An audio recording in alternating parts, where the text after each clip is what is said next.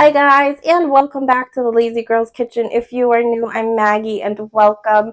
Today we are going to be making a lasagna soup. This is so easy, so delicious. Half of the battle of making like a layered lasagna. So I'm excited to share it with you. You can use lasagna noodles, which is what I'm using, but if you don't want to, you could just use any pasta that you'd like. It's not going to change the flavor. It's going to be just as delicious. Yeah, screams fall, full bellies, my cup of tea. All right, guys, enjoy.